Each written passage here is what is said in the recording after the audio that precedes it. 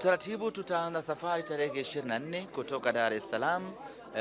Tutawapitia wanasimba wenzetu wa Kilimanjaro, wanasimba wenzetu wa Arusha. Tutaondoka hapa, tutakwenda mpaka Karatu, tutalala Karatu, na siku hiyo tarehe 24 tutakuwa na mkesha wa Simba Day.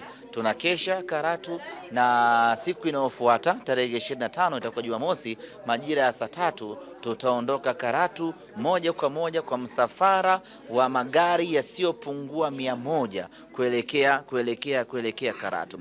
Tutakuelekea Ngorongoro kule Kreta. Tutakuwa na magari ya kiutalii yale makruza kwa watu wa Arusha wanafahamu. Tutakuwa na mabasi kwa ajili ya kuwabeba wanasimba wote hao. Moja kwa moja tutaelekea mpaka Kreta, tutafanya uzinduzi. Baada hapo tutarejea na watu kusambana. Tayari tunakuwa tumeshaingia kwenye wiki ya Simba.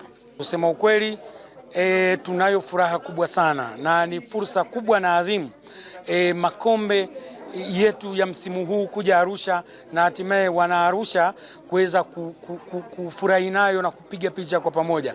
Hii ni jambo la faraja sana kwetu.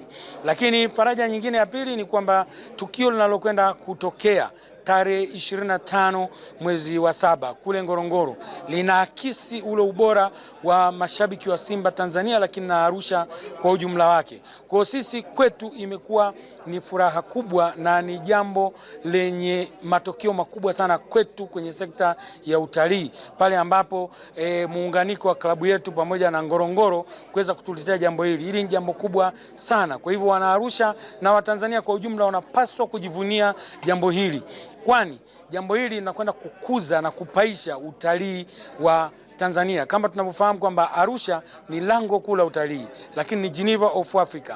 Inakwenda kupaisha utalii na kusapoti serikali kwa vitendo kupitia rais wetu Mama Samia Suluhu Hassan katika filamu yake ya Royal Tour. Nichukue nafasi hii kwanza kuipongeza na kuishukuru klabu ya Simba kwa kuona thamani na kwa kuchagua kuweka mashirikiano haya na kuamua kufanya Ngorongoro kuwa sehemu ya uzinduzi. Hii kwetu ni heshima kubwa kwa wanasimba, na tunaahidi kuifanyia kazi kwa maana ya kutoa ushirikiano wa kutosha katika kila hatua kuhakikisha kwamba Simba inaendelea kufurahia kuwepo Arusha. Kwa niaba ya viongozi na mashabiki wa mkoa wa Arusha, tumefurahi sana klabu kutupa upendeleo ambao kwa kweli kwa mwaka huu Simba Sport Club imetutendea haki mkoa wa Arusha. Kipekee tunashukuru kwa sababu mmekuja na makombe yako mbele yetu. Mara nyingi tumekuwa tukiona kombe liko Dar es Salaam tu, lakini kwa mwaka huu Arusha tumeona makombe na wote tumefurahia.